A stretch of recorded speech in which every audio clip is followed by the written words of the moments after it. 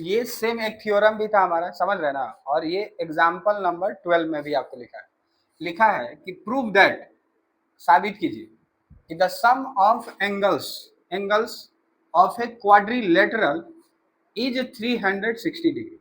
अब ये हमको पता भी है कि कोई भी तरह का क्वाड्रिलेटरल होता है तो उसमें सभी एंगल का सम 360 डिग्री ही होता है। ये बात तो क्लियर है। और आपको याद है ना कि जैसे कोई भी चीज हमको प्रूव करने से पहले क्या होना चाहिए, 5 स्टेप से हम चलते हैं, समझ रहे ना। सबसे पहला बात क्या होता है, उसमें गिवन होता है। किसी भी चीज को प्रूव करने से पहले हम गिवन लिखते हैं कि आखिर दिया क्या है। तो ये क्या लिखा है, कोई एक क्वाड्रिलेटरल है। तो एक आप पहले फिगर बना लीजिए, ठीक है। अब मान लीजिए ये आपको एक क्वाड्रिलेटरल है, समझ रहे ना।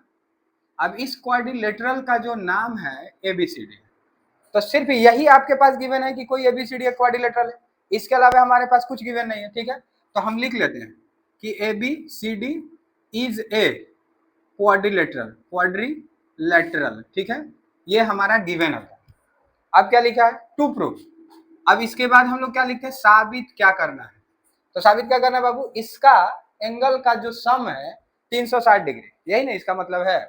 तो यहाँ पर क्या हो जाएगा, angle A plus angle B plus angle C plus angle D बराबर कितना डिग्री, 360 डिग्री। ये हमको साबित करना है। अब आपको हम बहुत बार ये सब चीज समझाए हैं कि देखो भाई, कोई भी चीज प्रूव करना है तो वो सीरीज से चलता है। जैसे हम लोग शुरुआत में क्या पढ़े, पॉइंट के बारे में पढ़े। अब इसके बाद हम लोग पढ़े थे कि पॉइंट जब बहुत सारा मिल जाता है तो क्या बना देता है, लाइन बना देता है, समझ रहे ना। तो ज्योमेट्री क्या है, एक कनेक्टेड पार्ट। ऐसा नहीं कि डायरेक्ट हम क्वाड्रिलेटरल में आ गए, इसके पहले भी बहुत सारा चीज पढ़े थे, समझ रहे ना। और इसी में जब हमारे पास लाइन बन गया तो हम लाइन में एक साइड से मिटा दिए तो रे बन गया, दोनों साइड से मिटा दिए लाइन सेगमेंट बन गया, याद है ना। उसी तरीके से बाबू अगर हम समझे तो इसी लाइन में रे को इंक्लूड करके एंगल बना लिए थे, याद है। अब इसी एंगल में एक से ज्यादा एंगल को अगर मिला दिए तो क्या कहेंगे इसको, बताओ। इसको एडजेसेंट एंगल कहते थे, समझ है ना। मतलब जहां पर टू और मोर देन टू एंगल होता है, जिसमें एक कोई कॉमन आर्म होता है, उसको हम एडजेसेंट एंगल कहते थे। अब एडजेसेंट एंगल से हम लोग ऐसे समझे, अभी क्लास 9th में आपको प्रूफ मिलेगा, 8 में नहीं दिया है, ठीक है। कि दो, ये भी एक तरह से क्या है, एडजेसेंट एंगल है ना। ये हमारा एक एंगल हुआ ये, और उसी तरीके से हमारा ये भी एक एंगल है। इन दोनों एंगल का ये जो है कॉमन आर्म है कि नहीं, और इसका रिलेशन क्या होता है बाबू, ये दोनों मिला के 180 डिग्री होता है। इसको लीनियर पेयर हम कहते थे, याद आ रहा है ना। तो लीनियर पेयर, अब इसी लीनियर पेयर को ऐसे तिरछा लाइन बढ़ा दिया गया, जैसे सिर्फ ऊपर रहा तो लीनियर पेयर, इसको आगे की ओर खींच देंगे तो ये क्या बन जाएगा बाबू, वर्टिकली अपोजिट एंगल बन जाएगा। और ये आपस में क्या होता है, इक्वल होता है।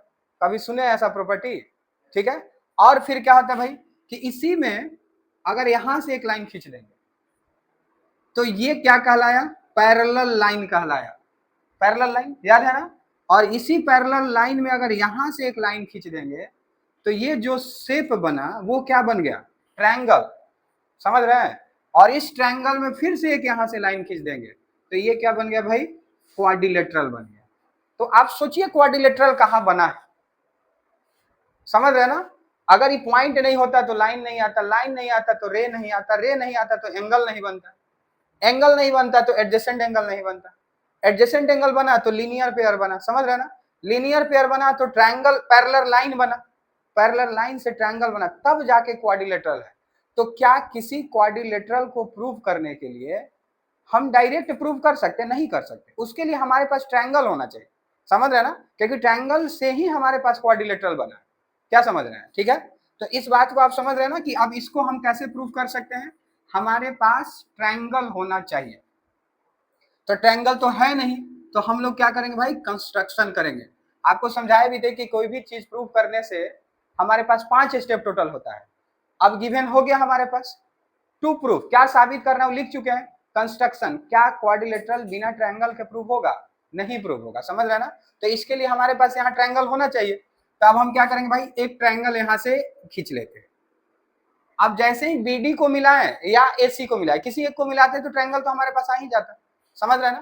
तो हम क्या किए बाबू, ज्वाइन, डी बी ज्वाइन किए, कंस्ट्रक्शन ये हमारा हो गया। ठीक है, अब हम क्या करेंगे भाई, प्रूफ, प्रूफ साबित करने जा रहे हैं। तो आपको पता है ना कि कोई भी ट्रायंगल के सभी एंगल का सम कितना डिग्री, 180 डिग्री होता है। ठीक है भाई, अब इसका नाम लिख लो, ऐसे ABCD लिखने से ज्यादा आसान होता है, उसका नाम लिख लीजिए। मतलब कहने का कि एंगल 1 को हम 1 से इंडिकेट करें, इसको 1 कहेंगे, जहां एंगल 1 आएगा उसको 1 कहेंगे, समझ रहे ना। उसी तरीके से इस वाले एंगल को सिर्फ इतना ही दूर को 2 कहेंगे, यहां तक के सिर्फ एंगल को 3 कहेंगे, समझ रहे ना। यहां तक के वैल्यू को 4 कहेंगे, यहां तक के 5 कहेंगे, और यहां पर क्या कहेंगे बाबू, 6 कहेंगे। ऐसे जल्दी आसान लगेगा, ऐसे डाटा क्या रहेगा, बिल्कुल आसान रहेगा। अब हम लिखते हैं इन ट्रायंगल ABD, ठीक है भाई, ABD में, तो ABD को अगर आप देख रहे हैं तो आपको दिख रहा है ना, ऐसे हमारे पास फिगर है, यहां से ऐसे कुछ ऐसे है, तो इसका नाम क्या है बाबू, 2 है, इसका नाम आपको क्या है, 1 है, इसका नाम आपको क्या है, 3 है। हम जानते हैं तीनों एंगल का सम कितना डिग्री होता है, 180 डिग्री होता है। तो हम यहाँ लिख सकते हैं एंगल 1 + 2 + 3 बराबर कितना बाबू, 180 डिग्री। और ये हम बताए थे, इस प्रॉपर्टी का एक नाम होता है, ऐसे नहीं ज्योमेट्री में कोई चीज आप लिख सकते हैं, यहाँ बगल में लिखना पड़ता है कि आखिर क्यों ऐसा हुआ। तो इसको हम बोलते हैं एंगल सम प्रॉपर्टी, याद रखिएगा, ठीक है, प्रॉपर्टी, एंगल सम प्रॉपर्टी। जब तक ये नहीं लिखिएगा ना, ये सही नहीं है, क्योंकि कैसे हुआ ये तो आपको बताना ही पड़ेगा क्या। अब उसी तरीके से देखिए भाई, इन ट्रायंगल, अब अगला हमारा कौन हो जाएगा, BCD, कुछ भी आप इसको लिख सकते हैं, DCB भी लिख सकते हैं, समझ रहे ना। तो BCD में आइए, तो इसमें हमारे पास क्या है, 4 है, 5 है, 6 है। तो हम लिख सकते हैं एंगल 4 + एंगल 5 + एंगल 6 बराबर कितना डिग्री, 180 डिग्री। और इसको हम क्या समझ रहे हैं, इक्वेशन नंबर 2 समझ रहे हैं बाबू। और कैसे ही हुआ, तो ट्रायंगल में जब भी 180 डिग्री होता है तो उसको हम लोग क्या कहते हैं, एंगल सम प्रॉपर्टी कहते हैं। ठीक है, ये बगल में लिखना एकदम जरूरी है। और देखिए ऐसे छोटा लिख के ऐसे एस लिख दे रहे, इसका मतलब क्या है, ये एंगल को बता रहे हैं, समझ रहे ना, एंगल सम, ठीक है भाई, प्रॉपर्टी, याद है ना, एंगल सम प्रॉपर्टी। अब देखिए प्रूफ में आपको किसी लेफ्ट साइड या राइट साइड को देखना होता है, कोई एक वैल्यू आपके पास पक्का आना चाहिए, समझ रहे ना।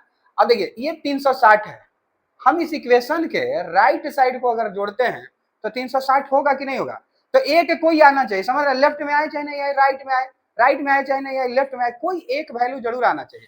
तो अब हम इस इक्वेशन को क्या करेंगे भाई, जोड़ेंगे, 360 लाना है, तो अगर 0 डिग्री लाना होता, मान लीजिए 0, अगर ऐसा होगा तो नहीं, लेकिन मान लीजिए 0 लाना होता तो क्या करते, घटाते, 180 से 180 घटता, समझ रहे ना। तो ऐसे ही कहता है, जो प्रूफ करना है इसको देख के तो समझेंगे। तो अब क्या करेंगे भाई, यहां पर हम लिखेंगे ऐड इक्वेशन 1 एंड 2, इक्वेशन 1 और 2 को जोड़ते हैं, समझ रहे ना। और हम जोड़ते हैं कैसे, लेफ्ट को लेफ्ट के साथ, राइट को राइट के साथ, समझ रहे ना, ऐसे हम जोड़ते हैं। ठीक है, तो इसका लेफ्ट साइड में 1 2 3 है, तो पहले लिखिए यहां पर एंगल 1 + 2 + 3 प्लस, इस इक्वेशन सेकंड के लेफ्ट साइड में क्या है, 4 + 5 + 6, तो ये भी आप लिखिए। ठीक है, यहां पर क्या हो जाएगा भाई, 4 + 5 + 6, ठीक है, 4 + 5 + 6 हो जाएगा। अब इसके राइट साइड में हमारे पास क्या है, यहाँ भी 180 डिग्री, यहाँ भी 180 डिग्री, ठीक है, तो इसको हम क्या लिख सकते हैं, 180 + 180, सही है। ठीक है, अब थोड़ा सा आप फिर से फोटो को ध्यान से देखिए, एंगल 1 को हम क्या कह रहे हैं, ए कह रहे हैं, एंगल 1 को हम क्या कह रहे हैं, ए कह रहे हैं, तो जहां 1 होगा वहां पर तो ए हम लिख ही सकते हैं ना। तो इसको बाबू क्या लिख लेते हैं, इतना दूर को एंगल ए लिख लेते हैं प्लस, ठीक है। अब देखिए हमारे पास अगर बी पर हम आए तो बी का वैल्यू अकेले नहीं है, 3 और 4 दोनों मिला के, तो इसमें जहां 3 और 4 है उसको यहां पर कर लीजिए 3, आगे पीछे आप कर सकते हो जोड़ में, समझ रहे हैं ना। और यहां पर क्या कर लेते बाबू 4, ठीक है, समझ रहे हैं। अब देखिए 5 है यहाँ पर, समझ रहे हैं ना, आप 5 को यहाँ पर लिख लीजिए, ठीक है। यहाँ पर क्या बाबू 6 है और 2 है, समझ रहे हैं ना, तो यहाँ 6 और 2 को यहाँ लिख लीजिए, और यहाँ कितना डिग्री हो जाएगा, 360। अभी इसको भी 1 लिखिए, समझ रहे हैं ना, अब की बार ये सही हो जाएगा, समझ रहे हैं। अब हमारा डाटा बिल्कुल अरेंज हो गया है पिक्चर के अकॉर्डिंग, समझ रहे हैं। तो यहाँ पर 1 के जगह पर हम क्या लिखेंगे भाई बताओ, ए लिखेंगे, और 3 और 4 ही पूरा मिल जाएगा, तो इसको हम क्या लिख लेंगे, बी लिख लेंगे। 5 को हम क्या लिखेंगे बाबू, सी लिखेंगे। और 6 और 2 पूरा कंप्लीट मिल जाएगा, तो इसके जगह पर हम क्या लिखेंगे, डी लिखेंगे, और यहाँ पर क्या लिखेंगे 360, और यही हमको क्या करना था, प्रूव्ड करना था। समझ रहे ना। तो ये थ्योरम में भी था और एक्सरसाइज एग्जाम्पल में भी है, ठीक है। तो एग्जाम्पल नंबर 12 और पूछा जाने वाला क्वेश्चन है बार बार, ठीक है। तो इसको बना लीजिए। Thank you so much.